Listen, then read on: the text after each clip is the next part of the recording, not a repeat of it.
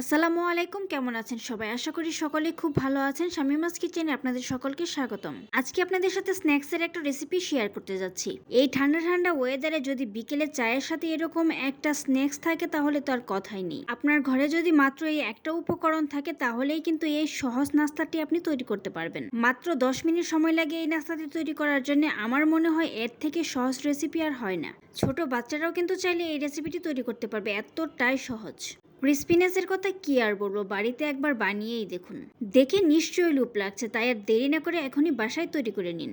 এই রেসিপিটির মেন উপকরণই হচ্ছে ব্রেড। এই ব্রেড যদি আপনার ঘরে থাকে তাহলেই কিন্তু এই মজাদার নাস্তাটি আপনি খুব কম সময়ে তৈরি করতে পারবেন।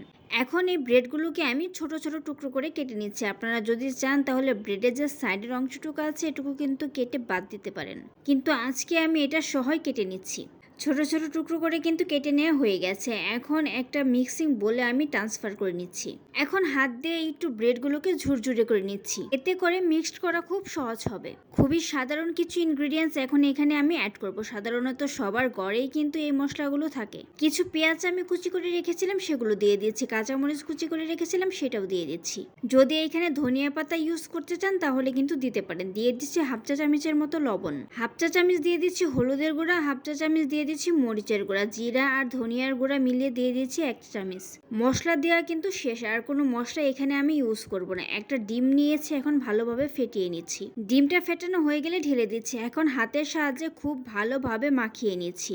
ডিমটা দেওয়ার কারণে কিন্তু এটা খুব সহজেই মাখানো হয়ে যাবে, আর ব্রেডগুলোও কিন্তু একদমই গলে যাবে। এই তো মাখানো কিন্তু হয়ে গেছে। এখন এটাকে আরো ক্রিস্পি করার জন্য এখানে আমি ইউজ করছি চাউলের গুঁড়া। এখানে আমি হাফ কাপ চাউলের গুঁড়া নিয়েছি, তবে সম্পূর্ণটা আমি দিব না, একটু একটু করে দিয়ে দেখবো কতটুকু লাগছে। চাউলের গুঁড়া দিয়ে কিন্তু ভালোভাবে মাখিয়ে নিচ্ছি। এখানে আমার 3 টেবিল চামচের মতো চাউলের গুঁড়া লেগেছে। আমার কাছে মনে হচ্ছে এটি একটু ড্রাই হয়ে গেছে, তাই সামান্য পরিমাণ পানি এখানে দিয়ে দিলাম। পানি দিয়ে আবারও ভালোভাবে মাখিয়ে নিচ্ছি। এই তো মাখানো কিন্তু কমপ্লিট হয়ে গেছে। এখন এটাকে রেখে দিচ্ছি, চলে যাচ্ছি পরবর্তী প্রসেসে। পাকোড়াগুলো ভাজার জন্য চুলায় কিন্তু একটা কড়াই বসিয়ে দিয়েছি। কড়াইটা গরম হয়ে এসেছে। এখন এখানে দিয়ে দিচ্ছি পর্যাপ্ত পরিমাণ রান্নার তেল। তেলের পরিমাণটা কিন্তু একটু বেশি পরিমাণে নিতে হবে, কারণ এগুলোকে একটু ডুবো তেলে ভাজতে হবে।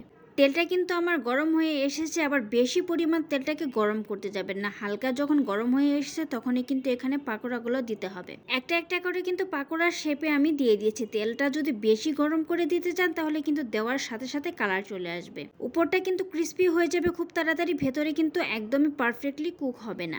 আপনারা আপনাদের যে কোনো পছন্দ শেপ অনুযায়ী কিন্তু পাকোড়াগুলো তৈরি করে নিতে পারেন, বা আমার মতো কিন্তু এরকম গোল করেও নিতে পারেন। সবগুলো পাকোড়াই কিন্তু আমার দেয়া হয়ে গেছে। এখন চুলাটা মিডিয়াম টু লোতে রেখে ভেজে নিতে হবে।